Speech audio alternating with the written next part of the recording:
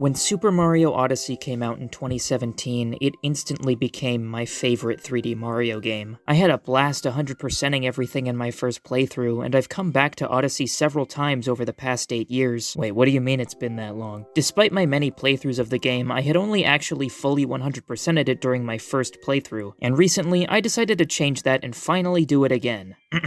Multiple times. I'm not sure why, but playing Odyssey again now made me feel a stronger emotional connection to the game than I ever had before. Super Mario Odyssey makes me feel happy to just be playing a Mario game, to just be playing video games in general, and it makes me happy to be alive.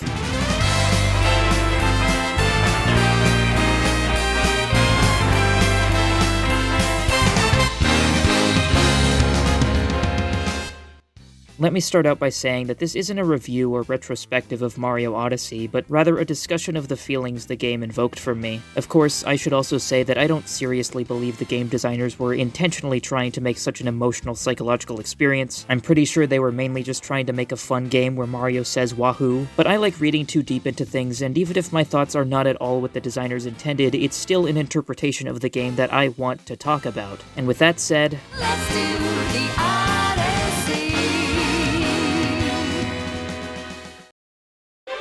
I can't really think of a better place to start than to just say that, man, Mario Odyssey might just have the greatest controls in any video game ever made. So often I find myself just wanting to play something mindlessly, and I almost always turn to Mario Odyssey to just jump around various kingdoms, not even with any set goal in mind. It's just fun to mess around and see what cool jumps you can make. Mario's movement is so fluid and snappy, and it's made even better with the addition of Cappy. Even if you're not chaining together frame-perfect trick jumps, it still feels so satisfying to just jump around without a care in the world about where you'll land. I also love how many seemingly pointless things there are to interact with in the world. Stuff like throwing Cappy to make these flowers grow or spinning him around on a pole. Even if all they grant you is just a coin or two, it just feels nice to quickly interact with it and move on. It probably seems silly to be so enamored by all this little stuff. I mean, it's basically the equivalent of being excited by jingling keys, but I still think that, whoa, but it is that little stuff that makes you feel so happy to interact with the world. The feeling of having the ability to interact and change something about the world, even if it's something small or meaningless, that feeling has meaning to me, and it serves as a reminder that by simply existing in this world, you have the power to do things. And that's just the feeling I get from jumping around aimlessly. I haven't even started talking about the game's actual objectives.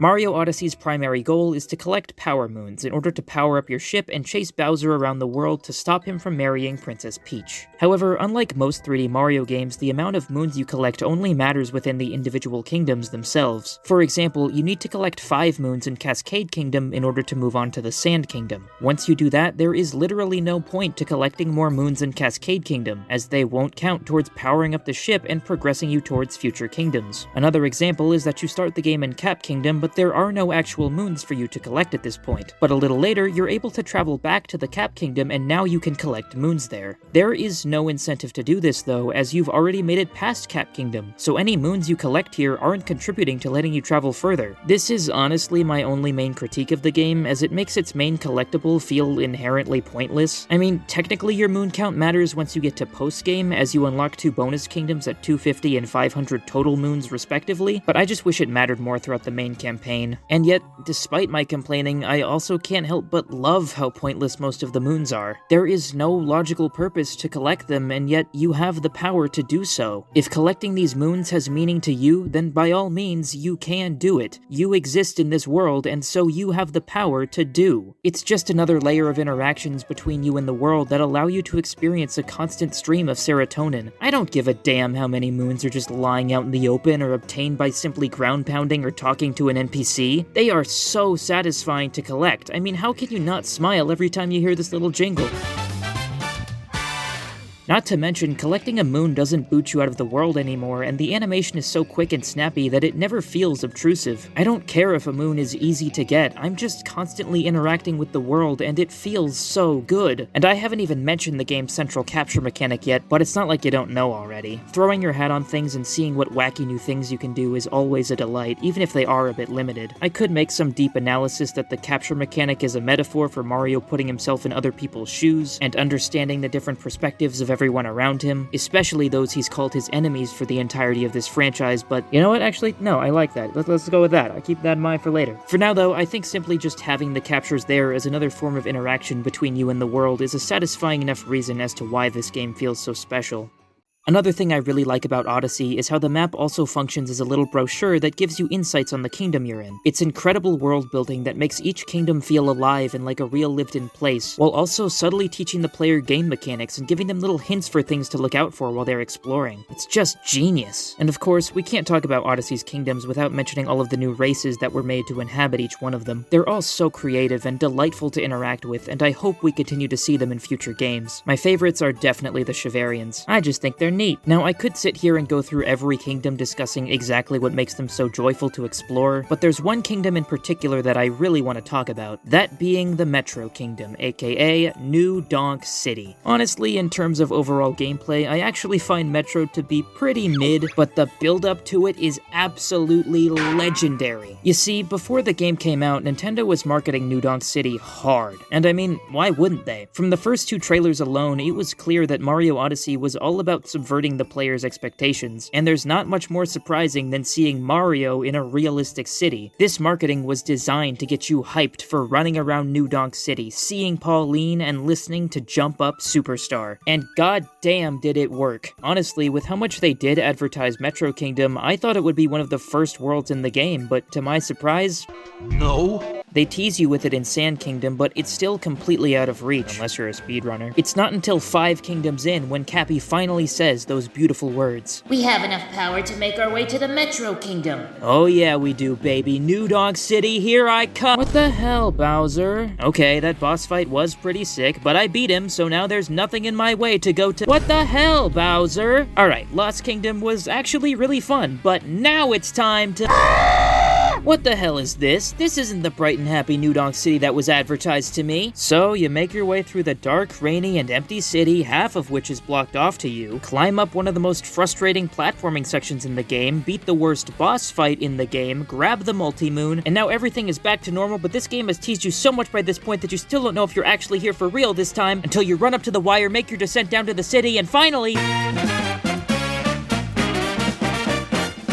And it feels glorious. Finally, you can do what was promised to you from the very first trailer, and jump from building to building as a funny wahoo man. But the real magic doesn't start until you collect a few story moons and enter the New Donk City Festival. Yeah, this is essentially just a simple 2D platforming section, but the presentation is just phenomenal. Crowds of people cheering you on, the constant rain of confetti, a night sky that's actually pretty, and the ever-so-catchy Jump Up Superstar playing in the background the entire time. It's magical. Just magical. This is the kind of moment that makes you appreciate video games for the works of art that they are. Real talented people poured their hearts and passion into this game just to make this moment feel special for you. Everything you had to go through to get to this point of the game was worth it. You may have been knocked down a bit, but you made it to this moment. And you're still only halfway done with the game. Oh yeah, I forgot to say that New Donk City is also a giant homage to Mario's origins in Donkey Kong, as well as a bunch of other little nods across the series. And it's not just in Metro Kingdom. Odyssey in general is a celebration of the Mario franchise. It combines all these Easter eggs with all of its new original ideas and blends them together seamlessly. It honors the history and legacy of this franchise, and as someone who's been obsessed with it since I was a kid, it makes me so immensely happy and proud to be a fan of Mario. Like, yeah, this really did all start with a middle-aged ordinary guy just rescuing ladies from giant apes and turtles, and it's fucking awesome. Speaking of Odyssey celebrating Mario, there's no better thing to talk about than Mushroom Kingdom. I mean, come on. But everyone's already talked about Mushroom Kingdom, so instead I want to talk about the game's story and ending. So, since around 3D World, Nintendo has been slowly phasing out the whole Peach gets kidnapped plotline, which is a good thing. But with Odyssey being a celebration of Mario's history, it makes sense to do that classic story one last time and push it to its natural conclusion. Bowser and Peach getting married. Not sure why he's doing that, since it canonically brings about the end of the world, but go off, King. I mean, it's fair to assume this is what Bowser would have done in every every other game had Mario not defeated him first. In Odyssey though, he's completely focused on the wedding from the very beginning, as if he's been slowly planning this after every defeat and is finally one step ahead of Mario. It's almost like he's one step ahead of him the entire game. That is until Mario literally follows him to the moon and crashes the wedding to rescue Peach once and for all. This story is both thematically appropriate for the unique themes in Odyssey, while still honoring the classic plot from every other game for what may be the final time. I'm not saying this story is a masterpiece, but as a Mario story, I think it does its job extremely well. Anyway, after one last Mario vs. Bowser fight, the moon cave collapses and now they're all in danger. And with Bowser knocked out, Mario has no choice but to literally become his lifelong rival. Hey, remember that thing I said earlier about Mario capturing things as a metaphor for seeing other people's points of view? Well, I don't think it's quite as applicable to a random Goomba you can easily throw off a cliff. It is absolutely applicable to Bowser.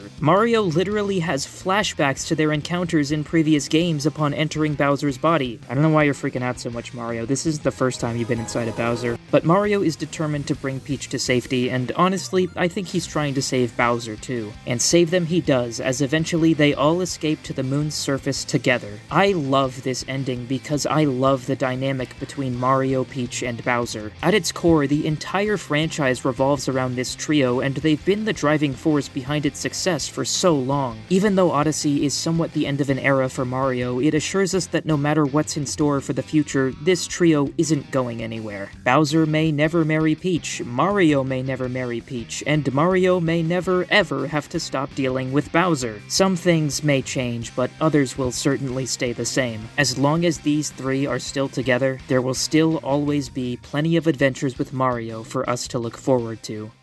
Hell, there are still more adventures to look forward to even within Mario Odyssey. Beating the main story unlocks the Mushroom Kingdom, hundreds of new moons to collect across every kingdom, as well as the dark side of the moon and the darker side of the moon. Darker side is the long final endgame level that's become a staple in modern Mario games, and while I personally would rank it as one of the easier ones in comparison, it's still no easy feat on its own, especially that fog section. Thank God you can skip it. But I'm not here to talk about the difficulty. What really stands out about it to me is what happens after you get past everything. Darker Side ends with you capturing a frog to climb up a tower. And as the full circleness of this ending starts to hit you, Cappy has something to say.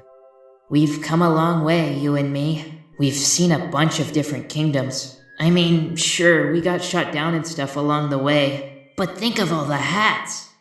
Now, obviously, Mario is the player character here, and this little farewell from Cappy is clearly directed at you. And yet, at the same time, I can't help but feel like it's also the other way around. Like Cappy is telling Mario this message on behalf of us, on behalf of me. Growing up, I never really cared for Mario too much as a character. I liked the guy, I loved his games, but every other character in the Mushroom Kingdom was just more interesting to me, and Mario was just Mario. He was just kind of the mascot to me and not much else. But Mario Odyssey is the game that really made me fall in love with him as a character. He's so expressive, so full of energy, and just happy to experience the joy of being alive and being a part of the world and the people around him. Even if he gets knocked down, he'll still get back up and with a smile on his face too, excited to see what wacky situation he finds himself in next. You could even say that he just doesn't know when to quit. And the thing is, he was always like this. This was always Mario. Sure, he's not this expressive in every game, but the intent has always been there. He's an ordinary guy that proves anyone can be a hero if they just have the heart to be kind to people. Mario is a superstar, not because of his extraordinary world-saving abilities, but because of a much more important ability. The ability to have fun and spread joy no matter how bad everything seems. The ability to keep going and never give up despite how impossible something appears. The ability to make it through the darker sides of life and always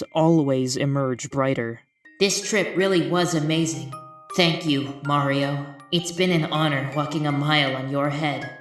And thus, all that's left to do is jump up and get the multi-moon. Our long journey with Mario finally coming to an end. But it's not really an ending, and it's not a new beginning either. Rather, a reminder that no matter what the future holds, we'll still always have the option to go on adventures with Mario, whether it's something brand new or revisiting an old classic. Even this one. Plus, I don't think Mario would mind doing the adventure all over again with you. He's clearly just happy to be here. The world can be a really dark place, but I find it both incredible and comforting that out of all the time in the universe, I am alive to share it with Mario.